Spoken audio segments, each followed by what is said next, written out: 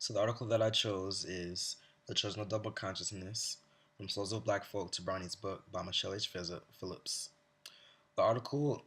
the article essentially discusses the idea of double consciousness by W. Du Bois, but more specifically, the way that he juxtaposed the idea of double consciousness with children's literature in order to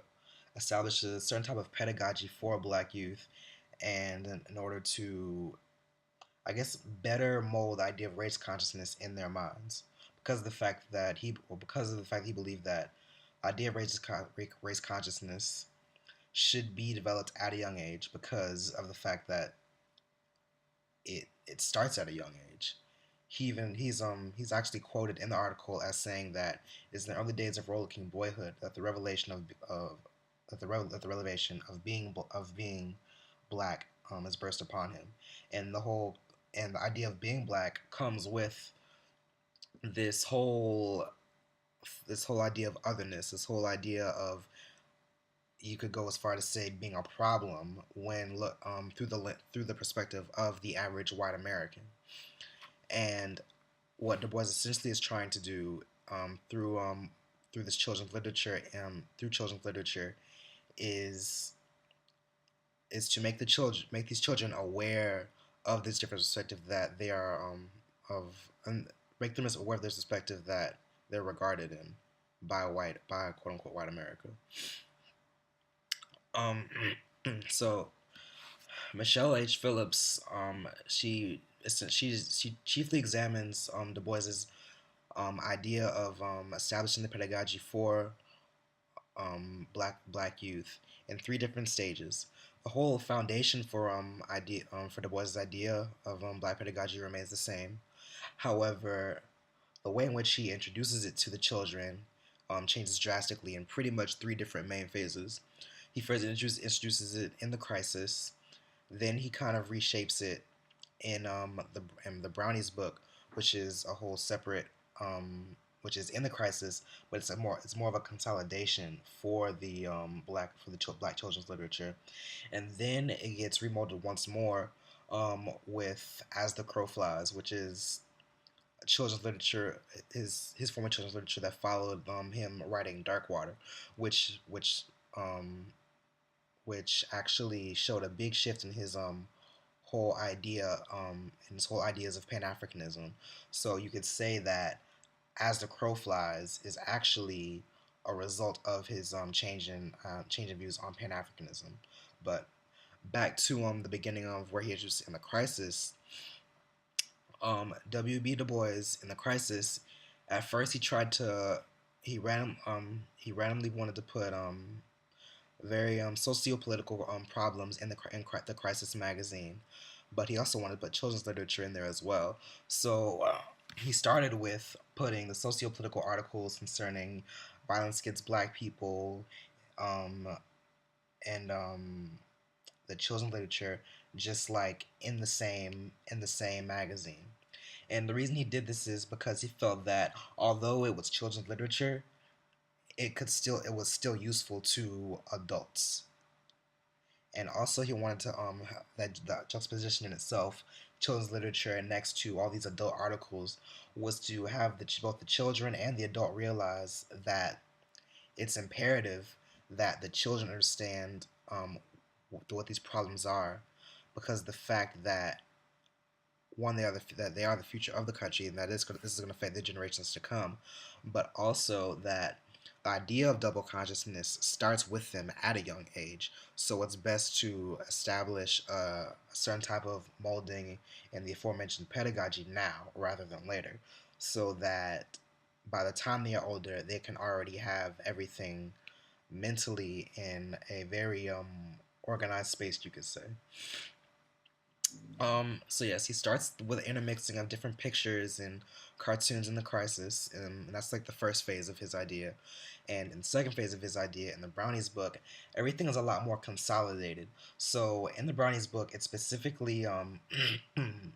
like all the children's ideas, cartoons, and literature is put into the Brownies book, which is a section of the Crisis magazine. And the reason he did this is to I guess you could say attract more kids to to the Brownies book rather than alienate them with these adult themes. Um, in fact, one of the in the article, Michelle Phillips mentions one of the readers of the Crisis magazine. His name was Horace Bond, and what Horace Bond did was, what he said was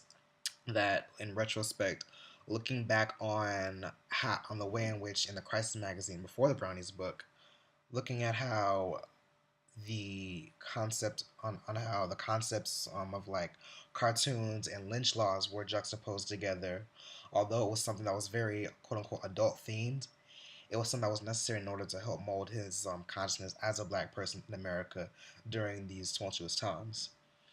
And he there was also a second juxtaposition that was very interesting, where he got to see the reality and the brutality against black people, but at the same time he was able to see the beauty in black people, because of the fact that the crisis wasn't only just like all bad things happening. It was the bad things that were happening, but there was also the good things that were happening in the community, and it just showed the real beauty and dignity of black people. So he felt that that juxtaposition gave black people a better sense of, or it gave himself rather, a better sense of humanity than the condescending attitude that would come from, or the condescending view of the average white American. Um, and the second theme that, or the third phase that I went through was As the Crow Flies. And as I said earlier, As the Crow Flies followed Du Bois's writing of Dark Water, which showed a really big shift in his ideas on Pan Africanism. And As the Crow Flies, it was essentially a mix of the beginning of the Crisis magazine and the Brownies book. So it was specifically for children, but it had a whole host of adult themes in it. And one of the most important things about it was the fact that it it contained both or domestic issues in terms of America, and issues from all over the world, more international issues. And Du Bois purposely did this in order to establish this different type of this type of consciousness where the children would be cognizant of the problems that were happening at home and the cognizant of the problems that were happening abroad, in order that could say them that, or that they would see look at how that would, in order that would help them look at themselves through a more worldly lens than solely the lens of, once again, the average white American, which would be a lens of condescension, because the fact that the average white American did look at the black person as something lesser. But with this more magnified scope of things, with this international perspective on the whole world, the black youth would see themselves as merely, or not merely, but they would see themselves as subalterns, or like people that are oppressed in the world, just as there were other people being oppressed in Africa, and as there were people being oppressed in wherever else in the world. So it wasn't as concentrated on them, so that they wouldn't get this feeling that they were just worthless. They would real they would instead realize that, okay, there's a problem of oppression all over the world, and that as black children and as subalterns, people that are oppressed in the world, it's necessary that we have the self-esteem necessary in order to it's necessary that we have the self-esteem and the drive to help fix these things that are going on in the world, because if we're oppressed, then we have this obligation to help everybody else that is oppressed. So one of the one of the effects of this view of international problems and international news and American news being read by the black children, one of the desired effects rather, was that there was this juxtaposition between the happy child and the hungry child, because of the fact that the child reading As the Crow Flies would see would see the oppression and the suffering all over the world. So he would be attentive to these bad things happening across the world, but at the same time he would retain and hold on to his childlike happiness, and that's essentially one of the main things that Du Bois wanted to do concerning the original double consciousness between being a Negro and an American. He wanted the black person to be cognizant of what was going in the world and all the suffering, but he wouldn't want them to necessarily drown in all this quote unquote negativity. And that's parallel to the Negro slash American double consciousness, because he wanted them to be cognizant of the way that that white Americans looked at black people, but not necessarily drowned in this like hatred that was being projected upon them. He wanted them to be cognizant of it, and he wanted them to work through it and work this middle ground between the two, in order that they could succeed psychologically and, I guess you could say, physically in America. And yes, that's essentially a summary of The Children of Double Consciousness, written by Michelle H. Phillips.